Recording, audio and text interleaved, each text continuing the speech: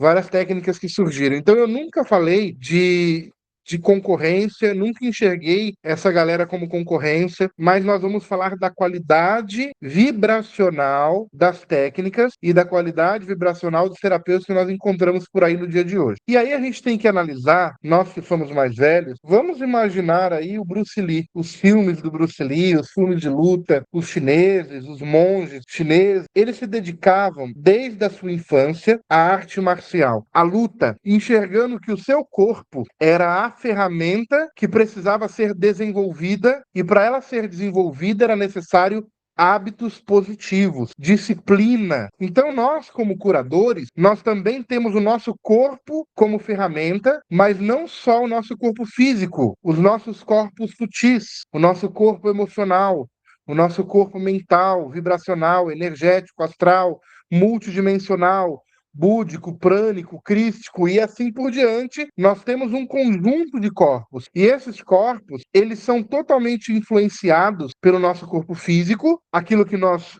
comemos, o nosso corpo emocional, aquilo que nós sentimos, o nosso corpo mental, aquilo que nós pensamos, o corpo, e esses corpos estão ligados ao verbo. Aquilo que nós falamos repercute vibracionalmente ao nosso redor, no nosso campo, e isso vai para todo lugar. Então, quando nós nos deparamos com esses lutadores, eles se alimentam perfeitamente, eles treinam diariamente, eles bebem muita água, eles correm, eles caminham, eles se exercitam, eles lutam e eles exercem uma repetição em cada um dos seus golpes, seja no soco, na cotovelada, no chute, na joelhada. Isso é uma repetição diária. Eu fiz artes marciais por muitos anos e a repetição, desde o faixa branca até o faixa preta, ela é diária. O treino é igual para todo mundo. O meu mestre ele chamava Mestre Khan. O Mestre Khan todos os dias ele dava o mesmo treino, do faixa branca ao faixa preta. E era uma repetição, repetição,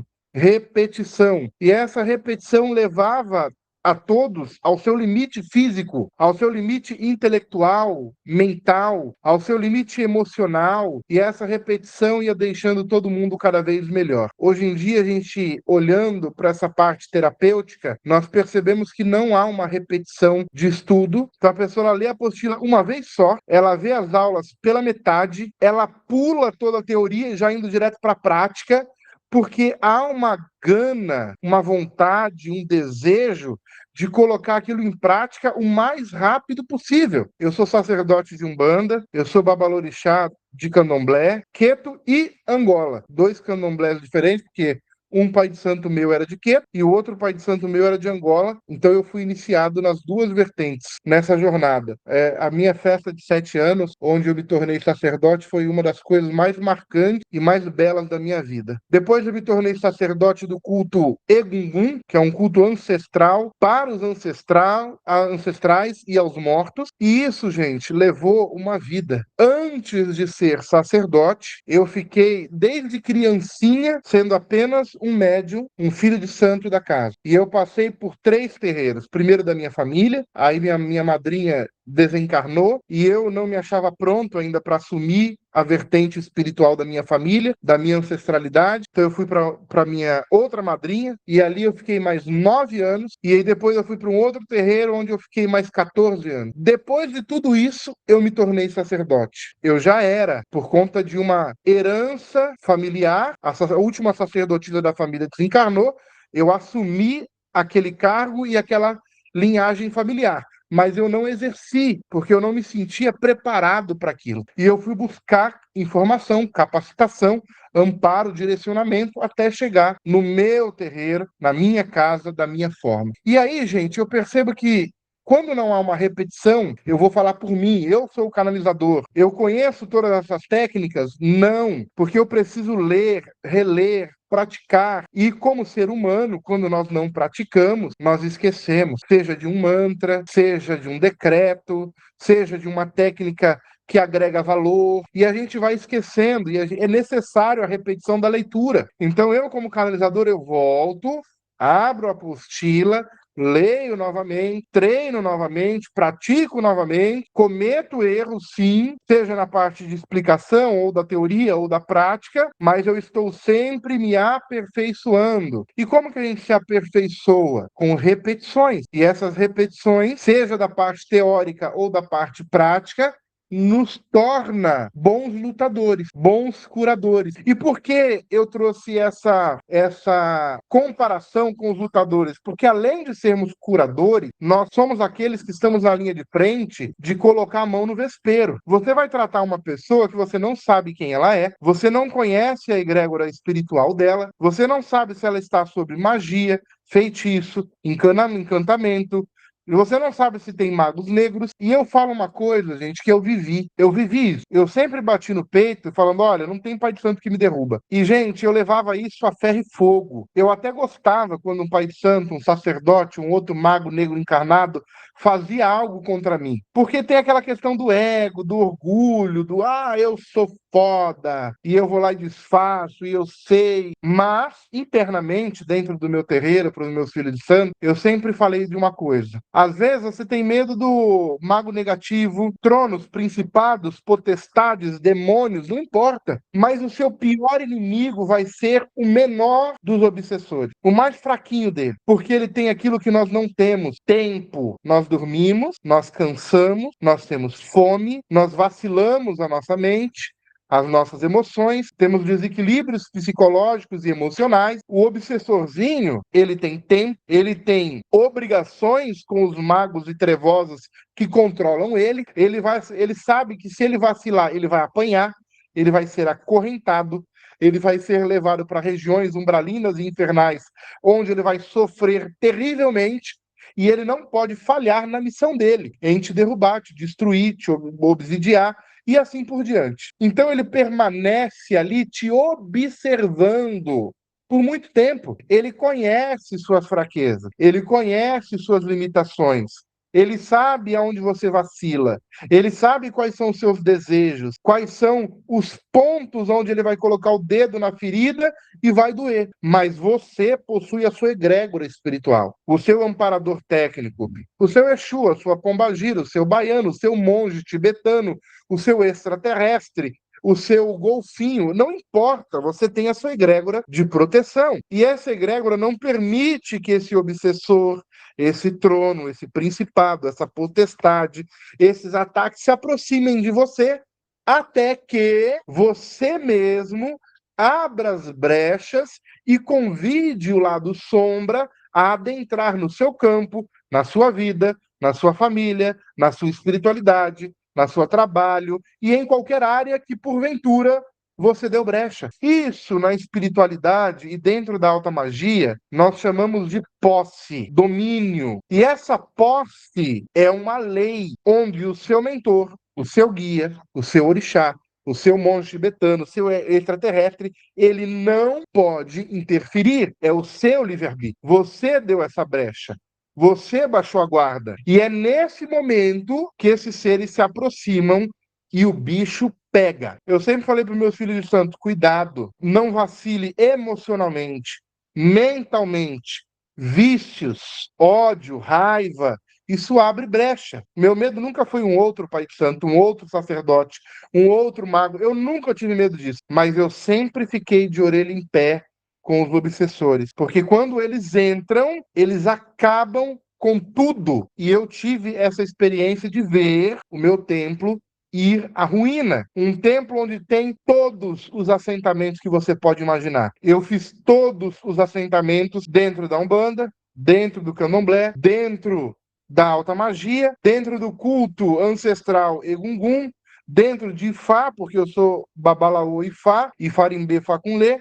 Eu fiz tudo que vocês pudessem imaginar. Mais de 200, 300 mil reais em assentamento. Mas tem uma coisa que não está ligada ao seu assentamento: o orai e vigiai. Não há assentamento no mundo que substitua o seu livre-arbítrio e substitua o seu orai e vigiai. Essa vigilância, ela precisa estar sempre ativa. Então, quando nós falamos de tudo isso, por que eu fiz uma comparação com o lutador? Porque nós temos que fortalecer, assim como um lutador fortalece o seu corpo físico, os seus músculos, o seu soco, o seu chute, a sua cabeçada, a sua joelhada, a sua cotovelada, nós temos que fortalecer nossos princípios, valores, o nosso campo emocional, o nosso campo mental, a nossa multidimensionalidade, a nossa parte espiritual, através das nossas técnicas, seja o seu rapé, que hoje em dia é visto para muito. Eu consagrei o rapé pela primeira vez há mais de 20 anos atrás. E depois que eu consagrei o rapé pela primeira vez, eu fiquei 9 anos sem consagrar novamente, por respeito a essa medicina e pela força que ela tem. Eu pensava no rapé, a força vinha com tudo, e eu sentia aquela força, aprendia com ela, e eu falava, opa, eu não preciso disso, porque a força está comigo, está dentro de mim.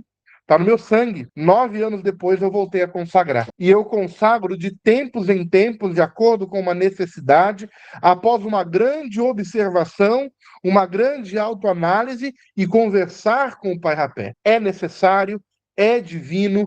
Qual impacto isso vai ter no meu corpo físico, emocional, mental, energético, astral, espiritual? Qual é o aprendizado que eu terei com essa medicina?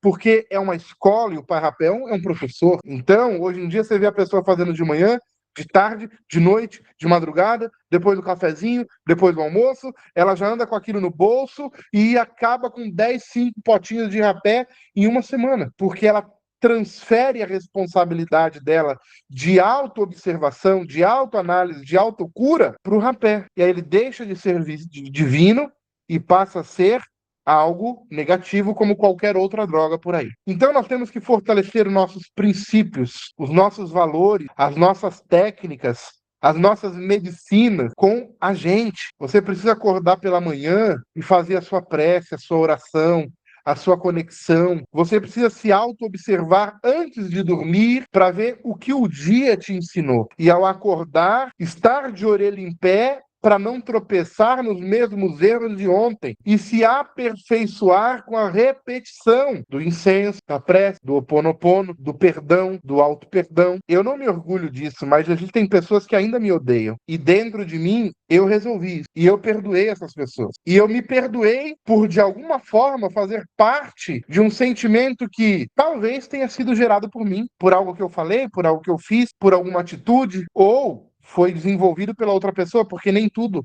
tem a ver com a gente. E nós temos que liberar esse perdão, esse auto-perdão e melhorar a cada dia, porque aquele Rodrigo lá de trás, ele não é mais o mesmo hoje. E existem pessoas que não falam mais comigo hoje, que eu aprendi a perdoar, transmutei esse sentimento e resgatei o sentimento puro que eu tinha por essas pessoas, de gratidão, de amor e de liberação dessas energias e dessas ondas boas que eu emano para elas. Se eu encontrar essas pessoas hoje na rua, eu tenho a capacidade de abraçá-las e de beijar, de abraçar, de conversar em amor, verdadeiramente falando, sem nenhum ressentimento, sem nenhuma mágoa. Porque toda moeda tem dois lados, né, gente? Então, o ato da pessoa não querer falar comigo, não me perdoar, não é problema meu, é problema dela. Mas a cada dia nós precisamos nos treinar e repetir e melhorar e nos iluminar, porque Deus, ele olha para o terapeuta, para o curador, ele fala, olha lá meu filho, olha lá minha filha, está preparado para o bom serviço, para o bom trabalho de curar e expandir as consciências dos meus outros filhos que precisam dele. E aí ele cria um vínculo vibracional de atração entre você e o seu cliente. E aí você vai puxando essas pessoas para o seu campo. E você atende pessoas, geralmente, que trazem problemas similares a problemas que você já passou na sua vida. E você conhece aquele desafio. Seja um filho dependente químico, seja um marido alcoólatra, uma agressão física, emocional, um empoderamento que você conquistou ao longo dos anos, ou seja, pelo simples fato de você ser uma mulher guerreira, empoderada, que conquistou tudo que você conquistou em um país de merda. Vocês tiveram que conquistar isso, a duras penas, com muita luta, e ainda nos dias de hoje enfrentam problemas que eu não tenho lugar de fala e precisam todos os dias conquistar. E aí você atende uma pessoa na MQ Nova Era, você atende em outra técnica, na astrologia, no baralho cigano, no tarô quântico estelar, na radiestesia estelar, seja lá qual for,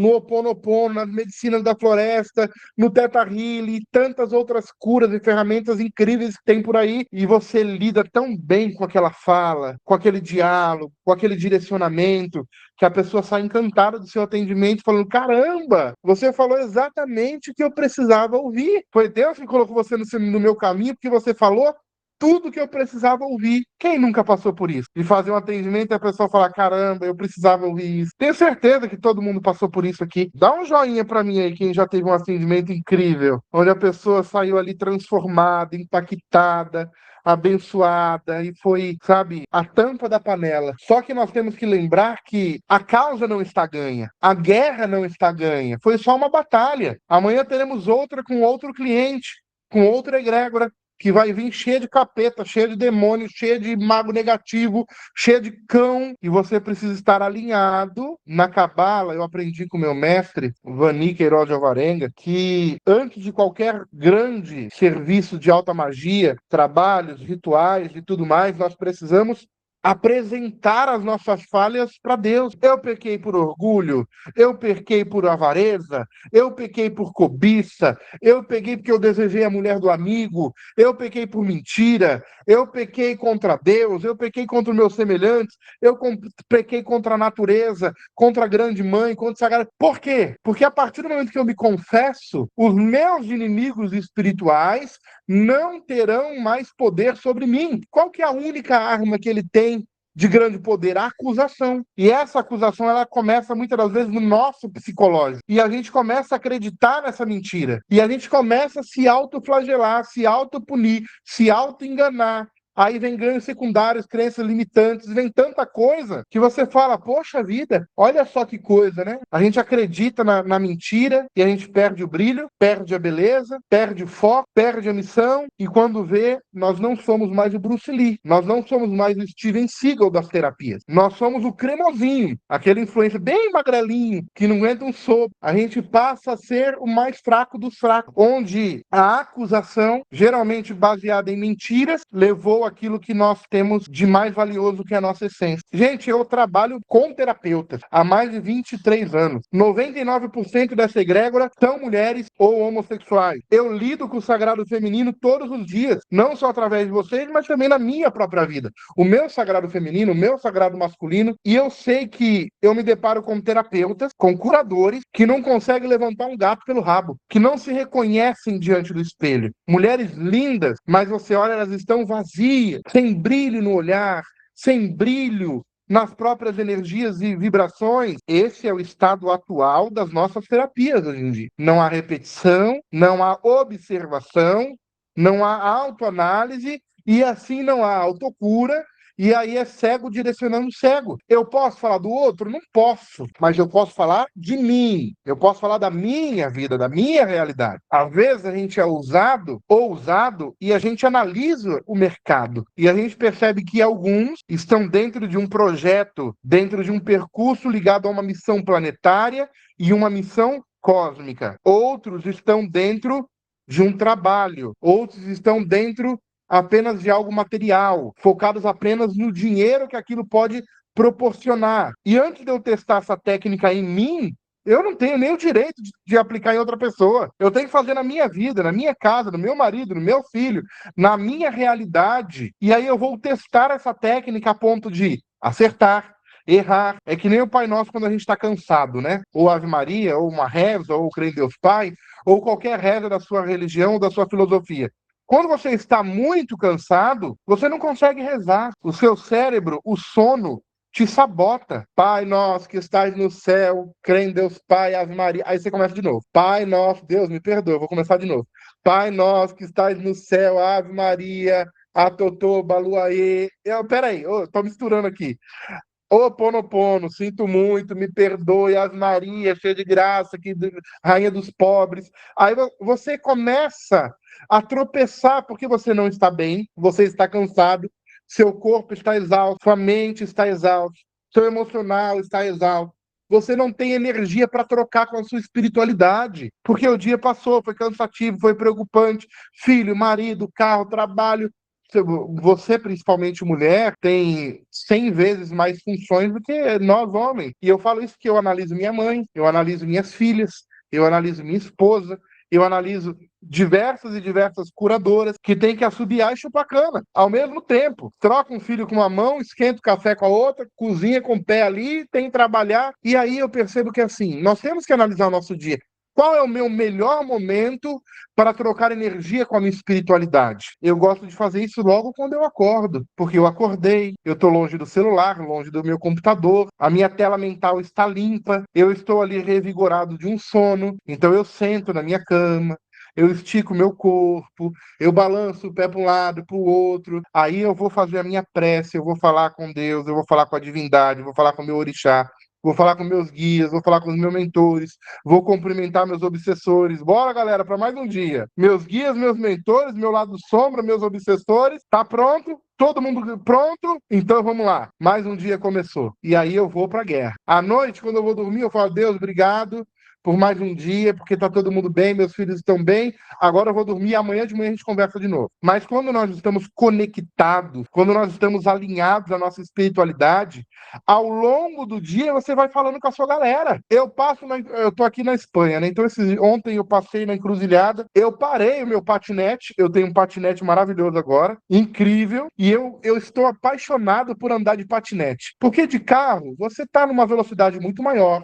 De moto, você tá de capacete, a minha moto ficou no Brasil, e eu sou apaixonado pela minha moto. Eu e a Vanessa, antes de virmos para cá, para a Espanha, a gente fez uma viagem longa de moto, foi incrível. Eu sou apaixonado por moto, mas aqui eu descobri um novo amor, o meu patinete. Ele vai devagarinho e eu vou prestando atenção na natureza, nas casas, no ambiente, na ida, na volta. Eu e a Vanessa, a gente some de patinete. E aí eu parei na encruzilhada, eu saudei Exu, eu saudei Pombagira, eu saudei a espiritualidade da Espanha, os espíritos que estão aqui dentro desse portal das encruzilhadas. Eu fui, saudei Tranca-Rua, eu cantei para eles, Laro Exu, Exu é Mojubá, Exu é Ganga, Exu quer girar na gira, Laro Exu, eu saudei Exu, eu cantei para eles, eu cantei quando passar naquela encruza.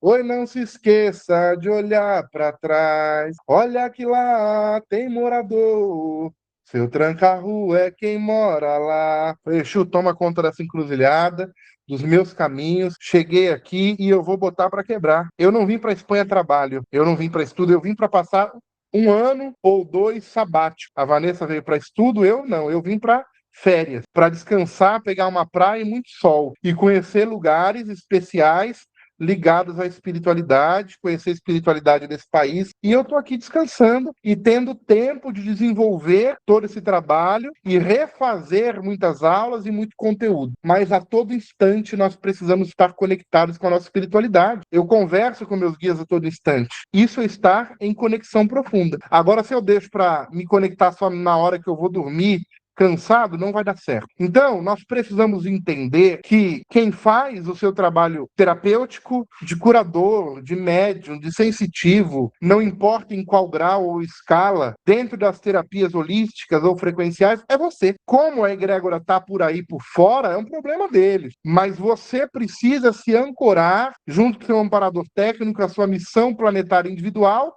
e dentro da nossa missão planetária e cósmica coletiva, que é a Cura Planetária Brasil, independente da técnica que você utilize. Dia 5, dia 10, dia 15, dia 20, 25 e 30 de cada mês. Lembrando que nós temos dia 1 e dia 2, a Cura Planetária Brasil da Egrégora e do canalizador e sua família, que sou eu, para que todo esse trabalho continue firme, forte e maravilhoso. E aí você percebe que assim, poxa, a MQ Nova Era, ela resgata a nossa missão, ela reativa movimentos vibracionais energéticos da nossa mediunidade, que nem sempre a gente atua, nem sempre a gente trabalha, nem sempre a gente está ligado a um templo, a um terreiro ou a qualquer outro espaço mediúnico. E quando nós não trabalhamos essas energias, nós adoecemos. Se você é reikiano e não aplica o reiki, você adoece, vai terminar sua vida doente. Essa é a grande realidade. Se você é médium e você não atua ao longo da sua vida, esse grande acúmulo ectoplasmático que foi desenvolvido no início do projeto ou do plano, antes de você nascer, e bombardeado desde quando você foi gerado, ainda no útero da sua mãe, e no desenvolvimento da sua vida até agora, trabalhando em partes, em maior ou menor grau, ou então está abandonado isso, você vai terminar a sua vida doente. E a MQ Nova Era, ela traz esse movimento energético e mediúnico no seu corpo, livrando você de grandes problemas e de um grande BO de saúde no futuro. Então, nós estamos envolvidos aqui num trabalho maravilhoso, nós estamos aqui nesse trabalho coletivo de Cura Planetária Brasil, e eu quero pedir para vocês essa repetição de lutador, para quando você chegar ali diante do Mago Negro, desculpa, né, perdão pela palavra, diante do Mago Negativo, eu não gosto de usar a palavra o Mago Negro, né? Eu acho errado. O grande mago negativo, a gente vai dar um grande soco quântico, um grande chute energético, porque nós estaremos preparados com a repetição da capacitação de tudo aquilo que nós temos a honra de oferecer às pessoas que nos procuram. E esse é o grande diferencial da MQ Nova Era. Esse é o grande diferencial dessa egrégora. Há anos nós temos essas aulas, há anos nós aperfeiçoamos a técnica, o grupo tá legal, as pessoas estão compartilhando testemunhos, um tá ajudando o outro. Às vezes eu nem respondo, porque eu quero realmente que um responda o outro. Eu tô ali observando, mas eu quero que um responda o outro. E é por isso que nós vemos resultados e testemunhos diários na nossa vida e na vida de clientes e de pessoas que passam por aqui. Pensando nisso, a cada dia que você acordar, olhe para a MQ Nova Era com muito amor, com muita gratidão, converse com o seu amparador técnico, porque antes da gente falar com o ET, antes de se relacionar com seres extrafísicos e extraterrestres, a gente tem que se relacionar bem com a gente, com a nossa mente, com a nossa emoção, com o nosso corpo, com as nossas energias, com nossos obsessores. Eu tenho uma relação incrível com meus obsessores. Eles tentando, de alguma forma, me derrubar, e eu, de alguma forma, tentando entender por que eles querem me derrubar e zelando por sentimento bom em relação a eles, porque eles não são meus inimigos, e se eles estão gerando desafios na minha vida e no meu caminho, é para me aperfeiçoar como ser, e de alguma forma eu preciso aprender com isso. E se eles me perseguem hoje, é porque no passado fui eu que dei o primeiro chute, fui eu que dei o primeiro soco, fui eu que roubei o bolo que estava na janela esfriando, fui eu que chutei o gato e o cachorro deles, e assim a gente vai tornando seres melhores. Eu sou perfeito? Não sou, estou longe disso, não sou quântico, não sou violeta, não sou um ser adequado para fazer esse trabalho, mas eu me esforço a chegar no mínimo possível do que Andaros de Aldebaran quer, para que a gente possa levar essa egrégora por mais 10, por mais 20, por mais 30 anos. E nós temos que orar e vigiar. Quer conhecer o Rodrigo? Olha para os frutos. Quer se conhecer? Olhe para os frutos. Quer saber de outros professores de outras egrégoras? Olhe para os frutos. Nós temos ações sociais todos os meses, há anos, e você precisa ter suas próprias ações sociais. Tem um orfanato próximo a você, tem um asilo próximo a você, tem pessoas precisando próximo a você. Daqui a pouco chega o frio de novo, já vai juntando roupa para doar. Pessoas que precisam de alimento. Alguém vai dormir com fome hoje perto de você. Nem sempre a gente sabe. Então eu sempre converso com a divindade e eu falo, olha, se tem alguém próximo a mim precisando de alguma forma, de um abraço, de um sorriso, de um alimento, de um cobertor, eu não sei quem é, eu não sei onde ela está, mas eu acredito que os amparadores dela conhecem os meus amparadores e eles podem nos unir de alguma forma e a gente continuar fazendo luz, levando luz além das energias.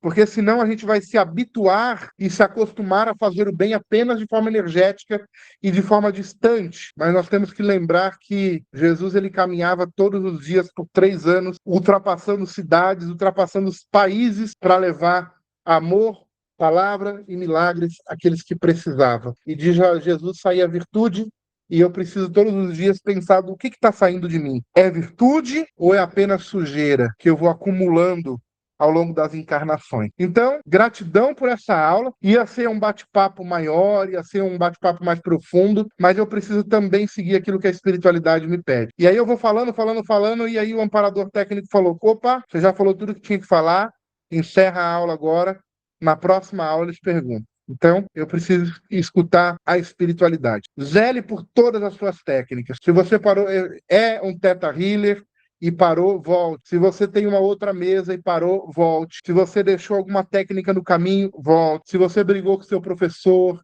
o seu mestre, perdoe. Se você teve algum amigo no caminho que você arrumou uma confusão, perdoe. Não quer dizer que você tem que falar com ele novamente, mas perdoe, para que as nossas energias sejam energias elevadas, positivas, porque esse planeta precisa. Eu estou aqui na Espanha e eu vejo como esse povo é frio, como esse povo é mal educado. Hoje eu quase mandei um para casa do cacete, né? Mas aí eu falei, opa, calma aí, muda esse pensamento, muda essa emoção. Mas foi quase. Chegou na ponta da língua assim, vai para casa do cacete. Mas aí eu engoli de novo e falei, não, deixa eu mandar coisas boas. Mandei um Ho'oponopono, uma boa energia para ele e seguir meu caminho. Nós precisamos cuidar desse planeta e dessa humanidade de uma forma muito melhor, para que esses terremotos passem e não retornem, para que a gente não tenha tsunamis, para que a gente não tenha problema, para que as guerras desapareçam, para que a humanidade possa se reconhecer independente de suas fronteiras, independente da cor da pele, independente da sua questão, independente de ser ou não homossexual, de ser cigano, de ter uma religião diferente, de ser ou não ser, eis a questão. Nós precisamos nos reconhecer como irmãos e nós não estamos indo por esse caminho. Então vamos virar à direita, encontrar o caminho correto e fazer dessa humanidade, desse planeta, uma humanidade e um planeta melhor. Beijo no coração de vocês, um bom descanso. Aqui já é 1h da manhã, então eu também já vou descansar. Semana que vem tem aula e eu prometo que a gente vai entrar nas perguntas e respostas de todos vocês, tá bom? Bom descanso, tchau, tchau e até breve.